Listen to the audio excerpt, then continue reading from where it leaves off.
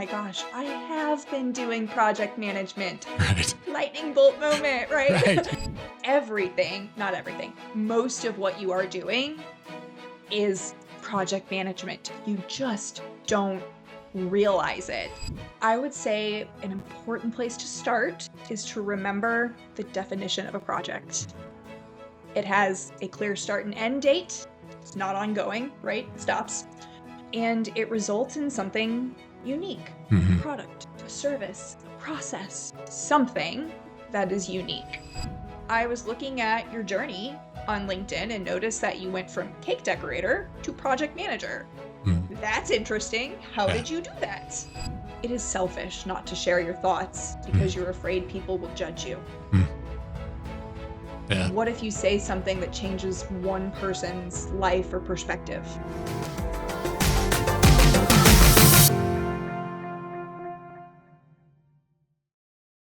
Hi, this is Andy. If you've been around project management for a while, you've probably heard of the project management triangle. It goes by some different names, but it's made up typically of scope, time, and cost, right? But today's guest has reimagined that triangle into something that's all about you and your career. It's called the PM Readiness Iron Triangle, and it's Kayla Quijas' way of helping project professionals. Whether you've been managing projects for years or trying to land your first official PM role, Kayla's Triangle can help you evaluate and strengthen your readiness. In today's episode, Kayla shares her unconventional journey from cake decorator to senior project manager at a global law firm. I love that story. We'll talk about how she developed the PM Readiness Iron Triangle, how it's helped people at all stages of their career, and how you can put it to work for you.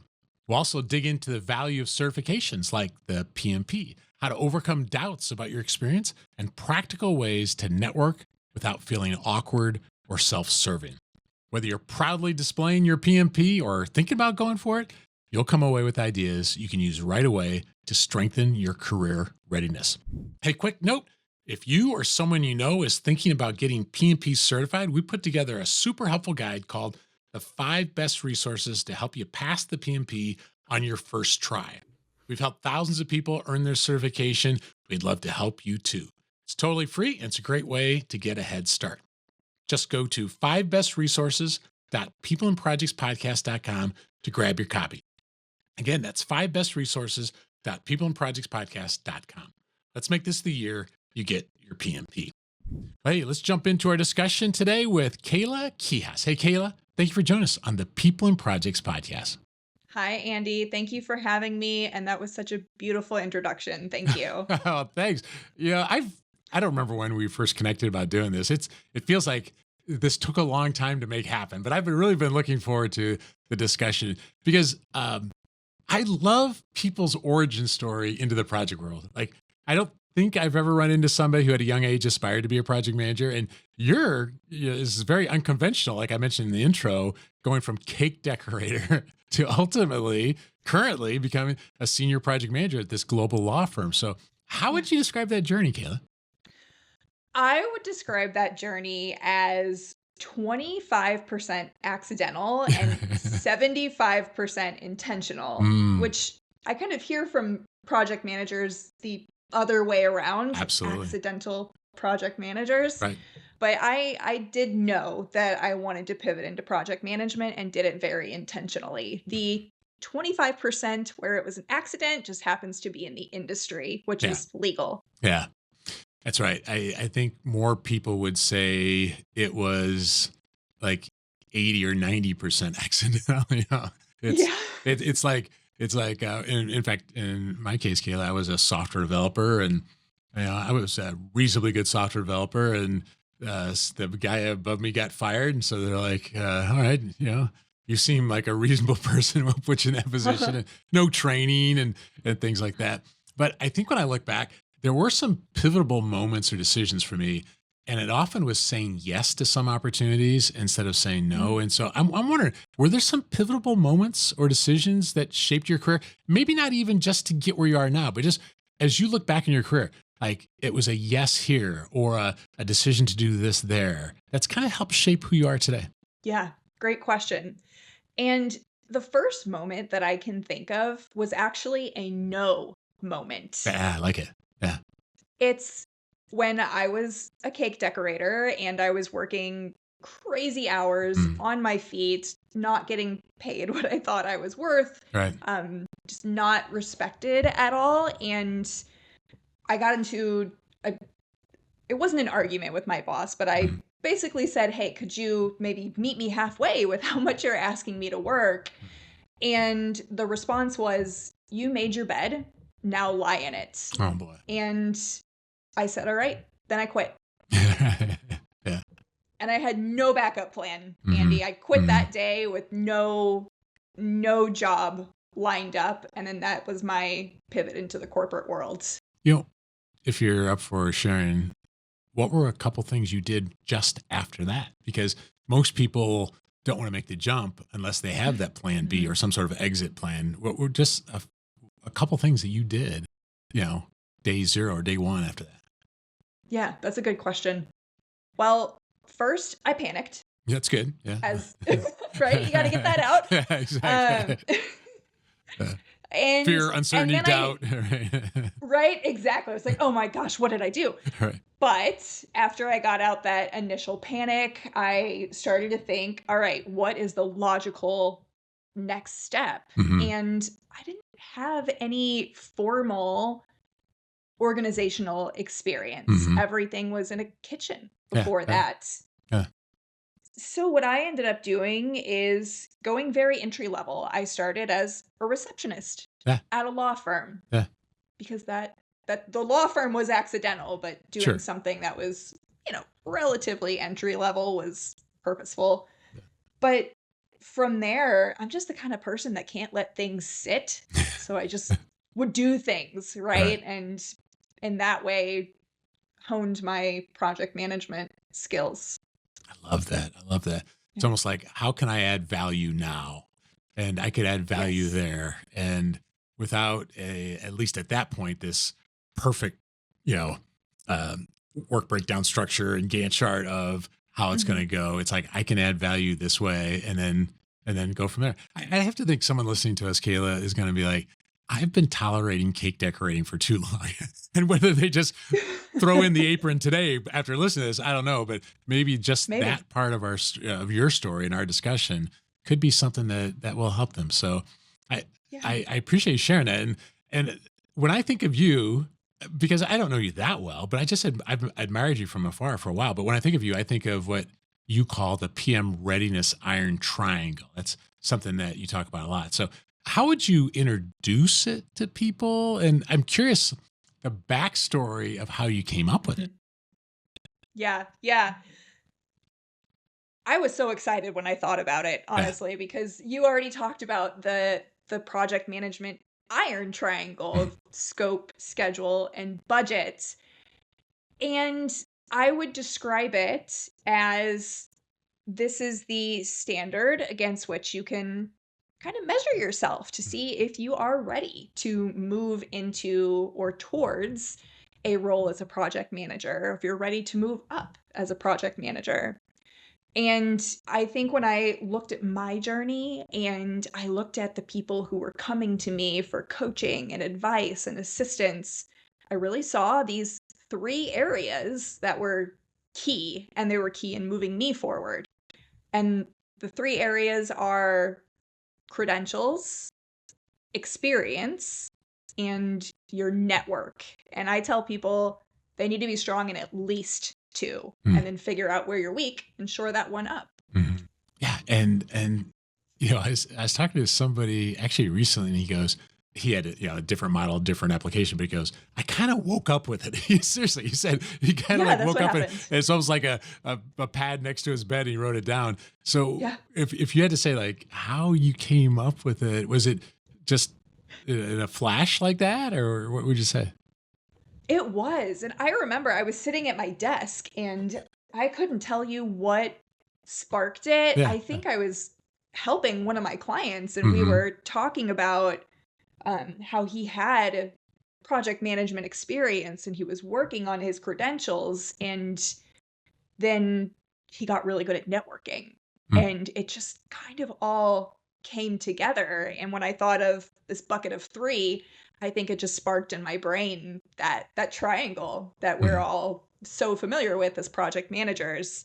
And it really is reflective of the aspects of my journey too. I took my experience and I translated it to project management and I got a PMP, and then after that I was able to pivot in, and my network was abysmal. Like a Mhm. lot of people's, but I Sure. learned a hard lesson about Yeah. that. Yeah, yeah, So, yeah, for sure. Yeah.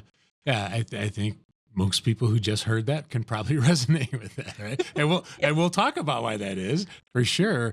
But Yeah. it's one thing, I feel like everything comes down to a triangle, right? Or a three-legged stool, or it's a great Right? model. But beyond the theory, can you think of an example or a story of someone who you coached and when they applied it, it actually really benefited them? How would you say that? How would you explain it? Yeah, absolutely. I kind of alluded to it a little bit. I'm going to tell you the story of my client, Frank, and I'll keep his last name out of it just Hmm. for confidentiality. But he came to me and he had been laid off a couple months before. So that was happening. He was also sick of his industry and he wanted to make a concerted pivot so that he could change his life. So when he came to me, I knew he had the experience. I could just Mm. tell from what I Yeah. saw on his resume and LinkedIn. And I told him, "Hey, I think we should take a look at the PMP." And he started studying for it and got really comfortable with Mhm. project management language and using it in a more casual way. Yeah. But here's where things got really interesting. He started networking with people he didn't know on LinkedIn, and he got so good at it that we had to start talking about which interviews he was going to turn down because he was getting so many referrals. It was Yeah. nuts. Yeah. And he got offered a senior PM position and didn't even have his PMP when that happened. Yeah. So he Right. had two strong, right? The network Yeah. and the experience. Yeah. Yeah. Yeah. I love that. It's a great Yeah. story. I think intuitively we know that most jobs are landed because of someone you know, but there's effort, there's skills, there's Mhm. barriers to do that, and even certification like that angle. Kelly, I just think it's so interesting of how uh, there are those who are strong proponents of for example, the project management professional, the PMP, and there are haters, and Yeah. I would say a good chunk of the people who listen to the podcast, they have their PMP, they're listening for free PDUs, and yet there are those who are listening who are kind of on the fence about the certification. And so I'm interested in your take on this from your perspective. Like you got the PMP, right? So what value did Yeah. you personally get from earning a PMP? And what would you say to those who are just kind of wondering, I don't know, Kayla, is it really worth it? Because it's not a Yeah. cheap certification. It takes time, right? So how about you? And what would you say to those who are wondering? It's so funny, Andy, because I do hear some people that are just adamantly against it, Yeah, right? yeah. And have you heard of the new Pure Project Manager certification that's out I've there? heard of it. Yeah. I've never looked into the Yeah, details of what makes it pure. yeah. I looked because I got interested and Yeah. I see it a lot and people complain about the PMP so much. And I'm thinking about doing it just so that I can understand a little bit more. Sure. But my understanding is that it's real world, quote unquote, real world Mm, project management, not through this, rigid, fake framework that most mm, people don't follow. For me, it was key in my transition into project management because I yeah. was doing it on purpose. And I Hmm. think that's where it becomes key. So I aligned my experience on my resume and my LinkedIn, and I actually got some help doing that.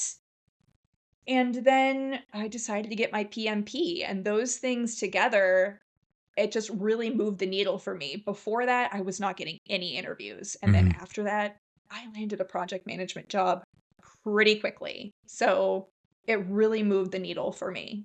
Yeah. I uh I think one of the biggest criticisms I hear is all it proves is you pass the test. And uh, by the way, that's not wrong, right? I mean, it does that, but I feel like every certification I've gotten is it's not the letters after the name that was the benefit. It was the learning along the way. Yeah, it was almost like a Yes. forced learning function that then you can see like, oh, here's the terminology and how can I apply it? So Yes. I think there's so many things from my PMP journey that I would not say was just theory. There's some of it out there, but it truly did build confidence in how to lead projects. You know? Any thoughts on that? Yes. Yes. Exactly. Exactly, Andy. You hit the nail on the head with that. And I mean, sure, it does prove that you can pass a test. It's a little bit more than that, though, Hmm. because it's testing your problem solving abilities and your critical thinking abilities as a project manager. It's not just what's the critical path, Hmm. it's so much more than that. Yeah. And yes, that's exactly what I think that it does, particularly for people who are concertedly pivoting into project management, is it helps so much with your confidence. Yeah. And that's what happened with my client Frank. He didn't actually end up taking it, but just studying for Hmm. it. Right. He got so confident with the language and he was like, "Oh my gosh, I have been doing project management." Right. Lightning bolt moment, right? Right. Exactly. It's Yeah. yes, and I see that with so many of the people that I coach. So, I think it's very much worth it, and I don't think it hurts to have those 3 letters after your name if Yeah. you're pivoting. Yeah. If you've already been doing it, I Right. think you don't really need it. I think for the longest time, Kayla, I was like, I don't need their stamp of approval, and and and to some degree, we don't, you know. Mhm. But like, I would never counsel someone hire them only because they have the PMP, right? That's why there's Yeah, other legs of your triangle. But what if it opens a door for the interview? Right? What right. if it truly builds the confidence? And I'm not sure some of the boot camps really build the confidence as much as just help you pass the exam. But I'd say the best classes are more than just passing the exam. It's how to really use this stuff. And so Yeah. that's my heartbeat right there. Yeah. Yeah, 100%. And when you took the PMP, where were you in your journey? Did you already have the title? I did, and I could say it's procrastinating, and it was probably that. But honestly, I think it was more. I don't need their stamp of approval. I think it was more like this weird pride or ego thing, and Sure. and so this is not exactly the same thing, but my wife and I had 3 kids when we decided to do foster parenting, and when we went into the foster system, we thought we're going to go to these classes. We already know everything we need to know about being parents. It's like, oh my goodness, what an idiot I was to think that. And so Huh. I'm sure there's some certifications that are not as much of a learning journey, but I feel like the PMP, it's a big enough hill to climb that you inevitably are going to learn something out of it. Yeah, and I think that's why it's respected, right? Because it Hmm. is it is a big enough hill. I mean, Hmm. I can't remember the pass rate, but I think it's around 80%, something I've like not seen it that. actually published, but I know the people that go through our program, we got a much higher rate, but still, it Mm, overall, I think you're right. I mean, I've heard some people say less than 50%. I had a guest on the podcast that said it was like 25% pass rate based on her experience, and so I don't know what yeah, the number is, but it's yeah. not 100%. Where some of them, like I won't demean any of the certifications, but some of them, it's like open book. If you don't pass it, you can take it. If you don't pass it, you basically don't know how to use Google. you know? Right. Or So, AI these days. right, right. So it's not that, right? Yeah, yeah, 100%. And I Mhm. don't know about you, but about halfway into the PMP exam, I thought, "Oh my gosh, I'm gonna fail Oh yeah, this." yeah, right. Yeah, exactly. Yeah. We tell people all the time in the prep classes, like, you will hear voices, you'll hear voices, and one of those voices will be, oh no, I'm not gonna pass. I'm not gonna pass. Yeah. But that's why the whole prep process is a confidence builder, really. You know, not Yeah. only for the exam, but then afterwards too. So, because I don't we hear those voices on projects? You're gonna fail. the Oh meeting's my gonna gosh. the meeting's gonna bomb. You know, and learning to be resilient past those voices is important. So, you know, I would have to Yes. say that every once in a while I hear people say, "I want to get that." but I'm not sure I have the experience. And of course, they could always go off and get the certified associate in project management if they don't have the experience. But how do you respond to people when they're like, I'm not sure I have enough experience. I don't have the title, maybe they might say. Yeah, I hear this a lot. And my response is if you've been in a professional environment, and definitely if you've been in the corporate world for 5 years, you have it. There's really no way you don't, because everything, not everything, most of what you are doing is project management. You just don't realize it. Yeah. So I actually my recent client of mine, Zoe, she came to me with her CAPM and she was like, "Ah, I didn't think I had the experience. I just don't." And we sat down together and figured it out, and sure enough, she did, and she submitted her application and it got approved, and she was just so happy about it because she saw that experience that she thought she quote didn't have Yeah. as a huge hurdle to being able to do this. Mhm. Can you think of an example without giving anything confidential out of something that she didn't realize was a project, but it turned out to be a project? Yes. I think that she was not considering some of her volunteer work Hmm. as project management, Yeah. and you can Mhm. consider volunteer work. It's Mhm. anything is in a professional Right. capacity or professional environment Mhm. that is project management. Yeah.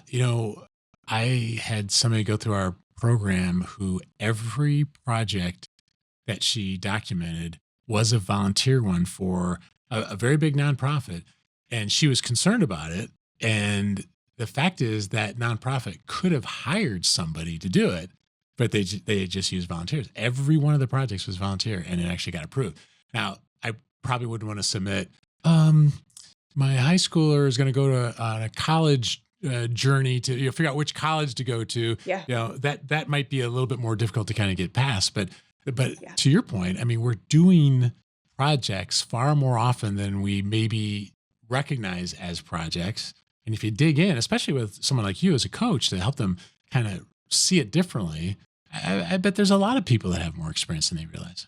Yeah, yeah, definitely. And I will say that you're 100% right about those what I'm gonna call personal projects, like, Hmm. oh, making sure my son gets into college. Those don't count, Yeah. unfortunately. Hmm. But if you wanna use what you've learned about project management to help you manage that more For effectively, sure. why Yeah. not? Yeah.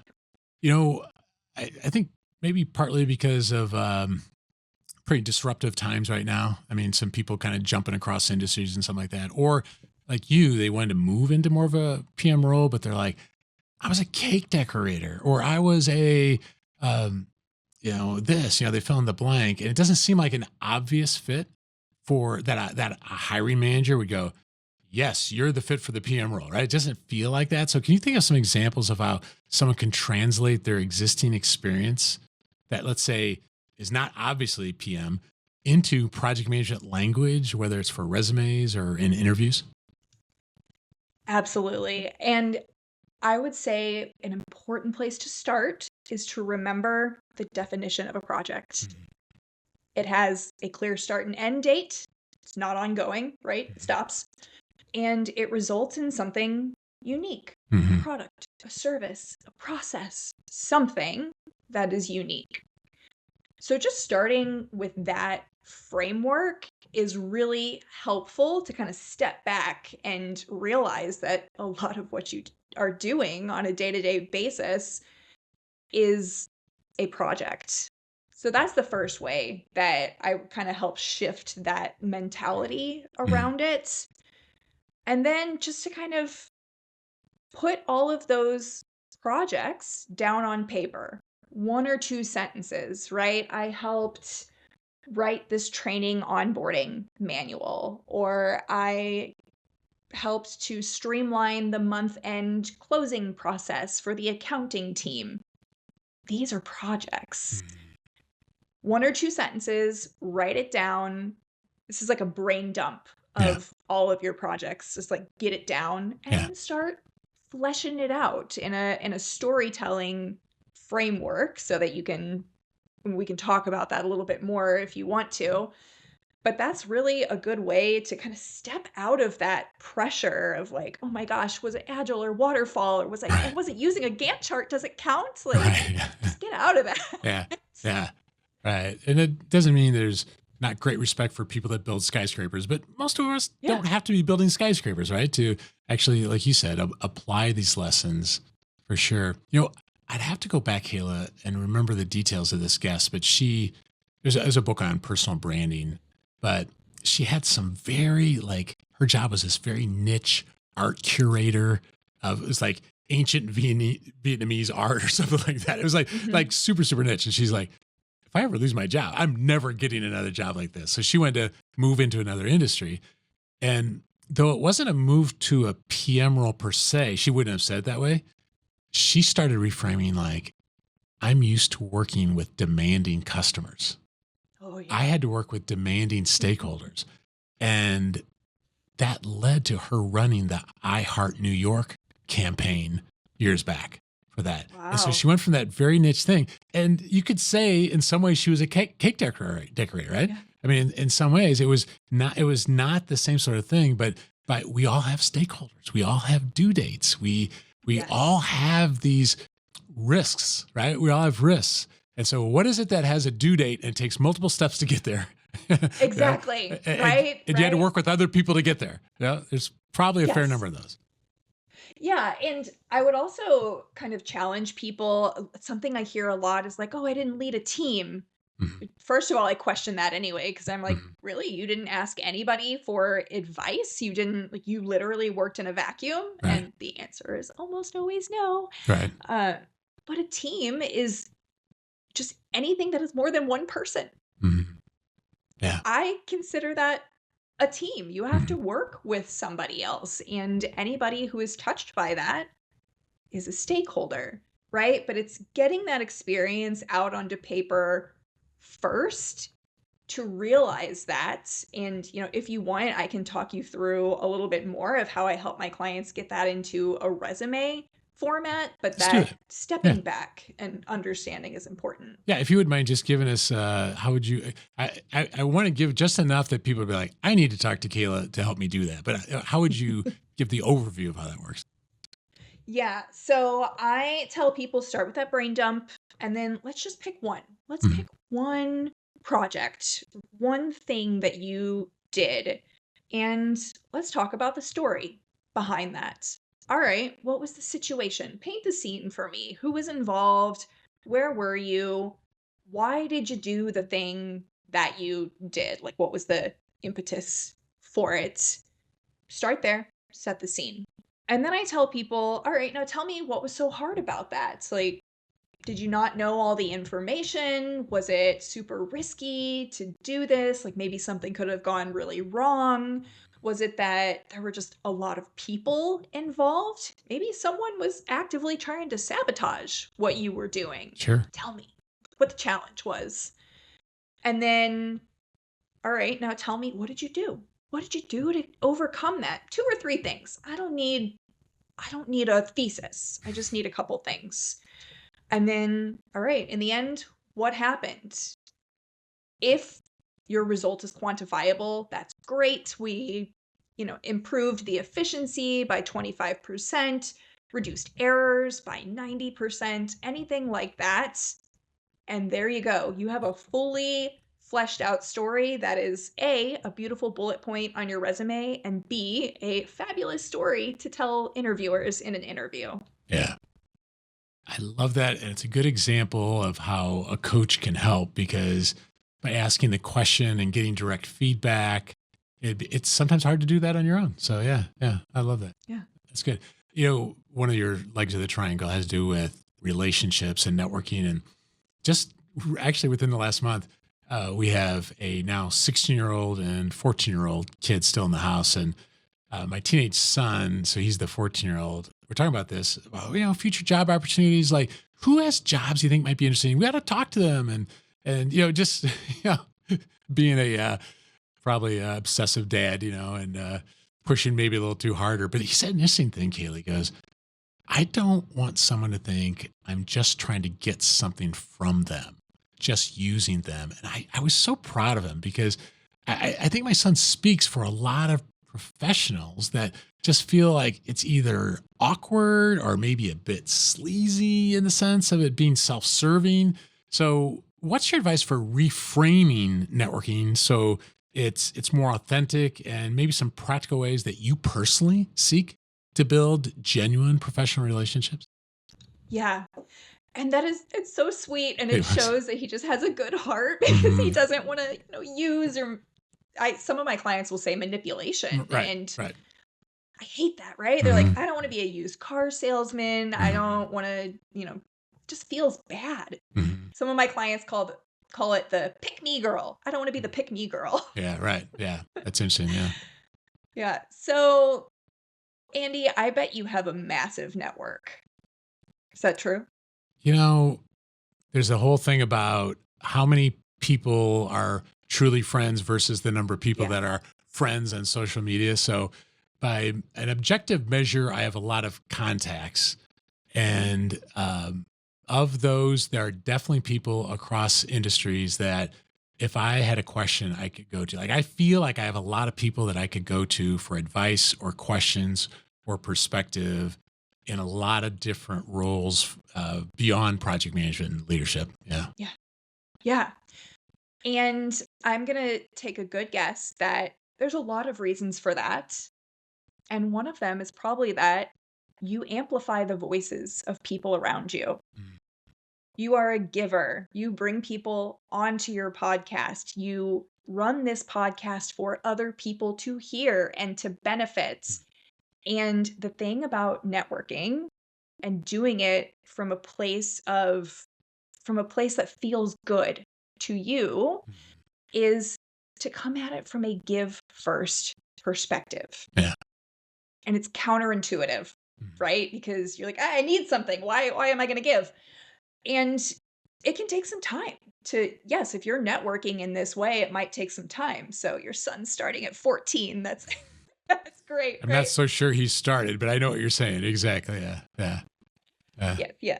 I joke. I'm being Yeah. a Yeah. little overly like hyperbolistic for a reason, but I love the optimism though.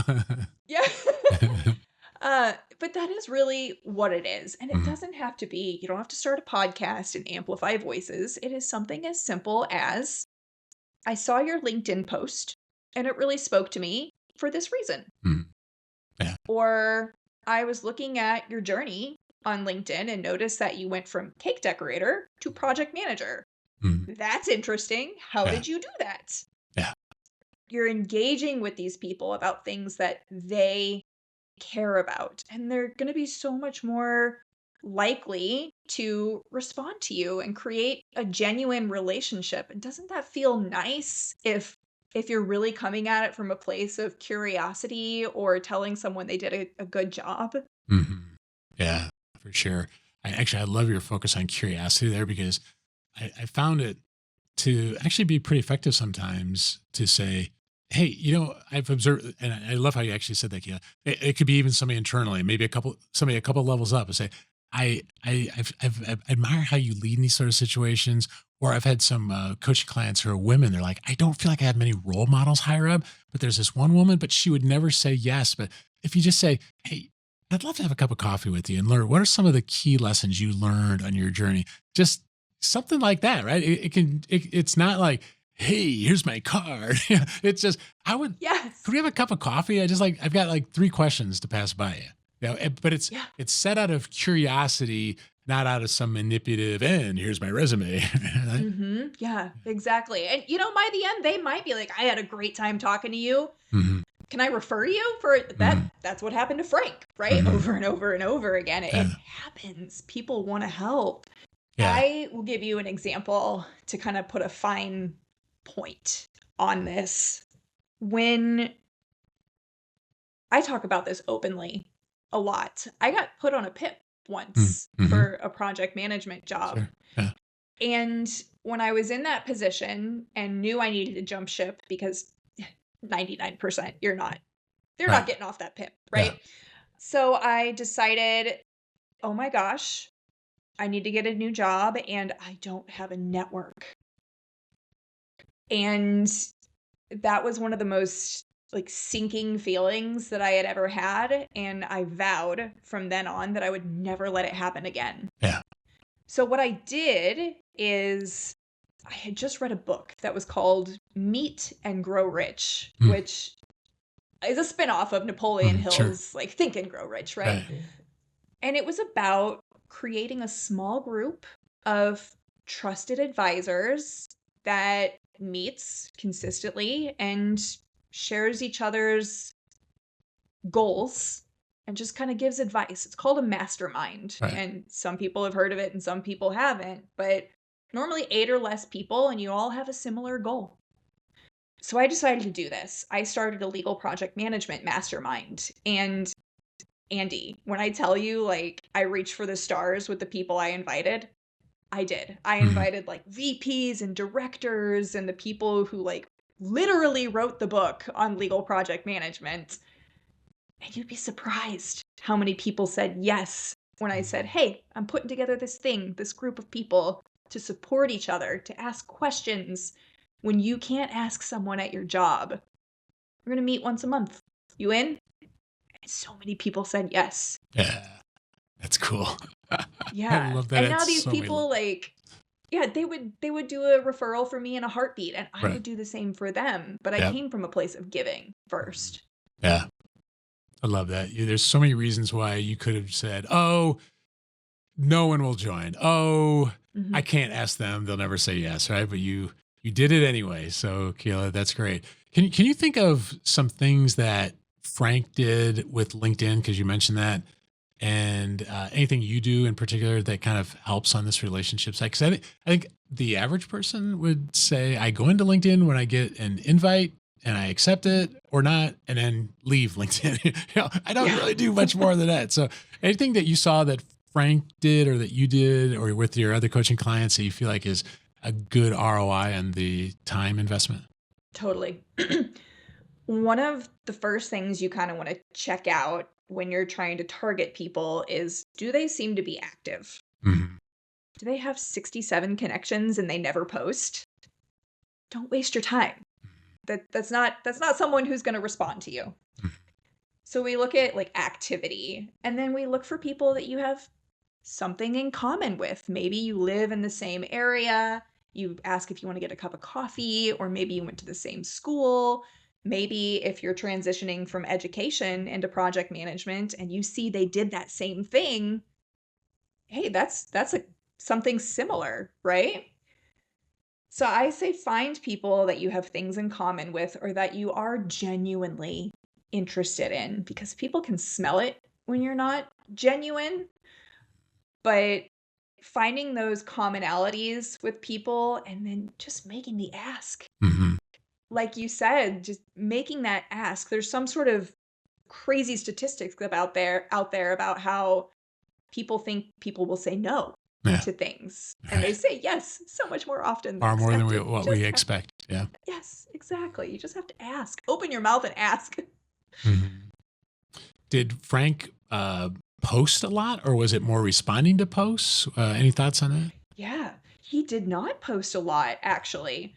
And with my clients now, I actually do coach them to post a little bit more often, not to get 1,000 likes, Right. but for when someone does land on their profile that really matters, they're seeing that, oh yeah, they're talking about project management. But he really just went with an approach of, hey, we have this thing in common, or I think your journey is really cool. Can we grab virtual coffee, 15 minutes? I'd really appreciate it. And it was phenomenally Mhm. effective. It's Mhm. I think people are gonna think there's some sort of magic touch to this, Mhm. but there's really not. As long as you're genuine and come from a place of curiosity, like you said, a lot of people just wanna help.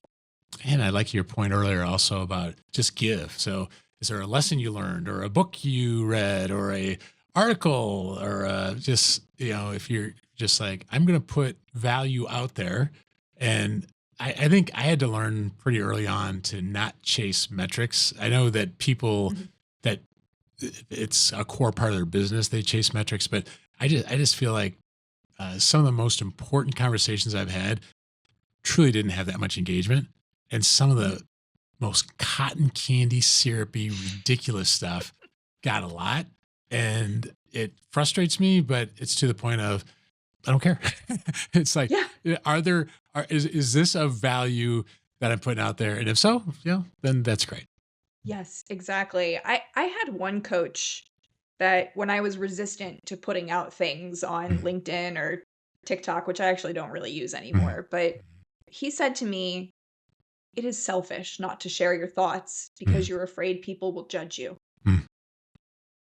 Yeah. What if you say something that changes one person's life or perspective?" Yeah. Yeah. And I think that's so true Yeah. about It's beautiful, really. y yeah, I know. Yeah. It's that changed my perspective Mhm. a lot. I like it. It's always fun when we can offer something to people, and you've got a PM readiness assessment that you offer. So would you tell us a little bit about that and how people can access it? Yeah. My PM readiness assessment leans into that PM readiness iron triangle, and it assesses you in those three areas we talked about: your experience, your credentials, and your network. So you'll answer the questions, and it's not anything that's too like jargon heavy or anything like that. And in the end, it'll give you a percentage in each three of those areas and then an overall percentage. So you have some actionable insights on where you could lean into and where you could shore up some of your weaknesses. And you can find that on my website at Kayla Q Career Coaching.com. Yeah, that's great. Well, for those listening, I'm so glad to have had this opportunity to introduce you to Kayla and her work. I put links to Kayla's LinkedIn profile and her PM readiness assessment in the show notes for this cast. I just really highly recommend you connect with her. I think one of the best ways to learn is watch how other people do this. Watch how Kayla interacts. I think you'll learn a lot from that. And then give that assessment a try. Hey, Kayla, thank you so much for joining us on the People and Projects podcast. Thank you, Andy. I really appreciate your time. Well, special thanks to Kayla for joining us here on episode 482 of the People and Projects podcast. I love Kayla's story, actually, and I hope it's encouraging to you. I know there are a lot of people that sometimes just feel stuck. I'm on a path. Like, what did she say in the interview? Like, somebody told her, you made the bed, you got to sleep in there. You set the table, and you have to eat from it, whatever, And I feel like sometimes my path was limited, and I don't have options. And I have to tell you, a filter that I try to use a lot is, am I slipping into victim mode? And I don't want to oversimplify this, but I got to tell you, I think there are times where we just get this feeling of, I don't have agency here. And so if you can catch yourself, it's so much easier to see this in other people than it is in ourselves, right? But if you can catch yourself of, I feel like I'm a little bit of a victim, then you can start asking questions. What are some options? What could I do? And, it could be using a formal coach like Kayla. It could be just talking to a friend or a loved one or a colleague. But I think we often have more options than what we think. And so I wanted to bring Kayla onto the podcast to at least expose you to this idea that there are pretty significant changes that you can make if you put together a plan. And I love the focus that she had on relationships. I mean, we could have done an episode just on that. I'm pretty convinced that the dirty little secret of business is that everything comes down to relationships. That if we take the time, and it does take time, but I think it's important to realize you don't have to go to networking meetings in order to build relationships. Sometimes it can be done just one-on-one. Sometimes it just, who would you like to get to know? Like, what are some areas that you feel like you don't have much knowledge in, but you have interest and you want to grow in that, or different industries? And LinkedIn's a great place to do it. Just a great place to do it. And let me say, I mean, the certifications was one of the legs of her triangle. And if you're interested in the PMP or just to level up the project management skills for you or your team, I gotta tell you, my company, we run programs. That's what we do. The podcast this is not revenue. This is more of a passion project for me. We do this in-house at companies as well as open enrollment. And it could be for exam prep, but plenty of people also say, we just want your 2-day essentials of project management class to be able to help our teams get better and more confident at delivering. So if that sounds of interest to you, don't hesitate to reach out at show@peopleandprojectspodcast.com. I'd love to hear from you. And also let me know what resonated with you from this interview. Is there anything that either Kayla said or I said that you're like, hey, I love that, or I don't know if I agree? I love hearing from people, and I hear almost every day from listeners. So I would love to hear from you. If you like more on this topic, there's so many episodes I could tell you about, but I put links in the show notes to episode 474. That's a more recent episode, and it's with Stuart Taylor, my friend Stuart Taylor from over in the UK. It was actually a live stream when we recorded it. I think it's a pretty candid discussion. And we talk about LinkedIn, careers, also what's the impact of AI on our careers. It's definitely worth checking out episode 474. And then also I put links to episode 465 and episode 258. Why both? They're both with Carrie Mirabal. She's a friend, and I'm going to tell you, very motivating discussions about proactively developing relationships. In fact, really, the core of Carrie's message is make the ask because you already have the no. If you don't make the ask, the answer is no. So make the ask. If they say no, it's no different than what you already have. Okay. Now, there's a lot more to the interview, but that's the core of her message.